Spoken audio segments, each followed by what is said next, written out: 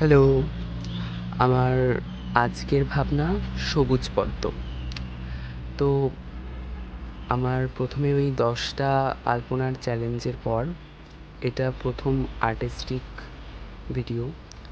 তো আজকে একটু অন্যরকমই করার চেষ্টা করছিলাম। মানে আগেরগুলোও সব অন্যরকম ছিল।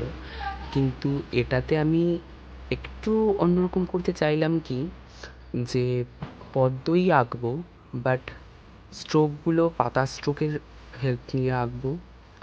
আর তার সাথে ইউজ করব সবুজ রঙটা।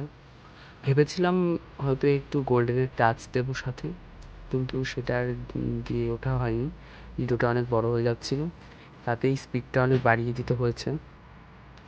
মানে আমি তাও অনেকটা তাড়াতাড়ি করে, মানে একদম সিম্পলের মধ্যেই করেছি।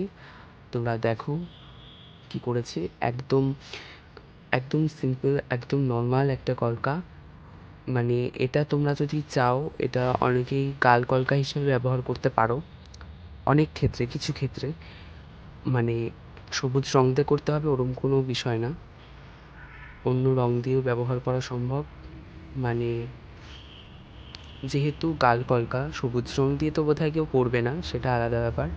কিন্তু এটা দেখো, মানে ডিজাইনটা এমনই যেটা আর কি গাল কলকা হিসাবে ব্যবহার করা সম্ভব। আর তাছাড়া যে কোনো জায়গার কলকা আর্টে এটা ব্যবহার করা সম্ভব, তাই এটা করলাম। আর দেখো, একদম শেষে ভেবেছিলাম কিছুই দেবো না, লাস্টে একদম পদ্মটার গোড়ার কাছে লাস্টে একটা কমা মোটিভে কিছু একটা করেছি। মানে আম মোটিভই বলতে পারো, বাট কমা দিয়ে শুরু করেছিলাম। দেখো কেমন হয়েছে।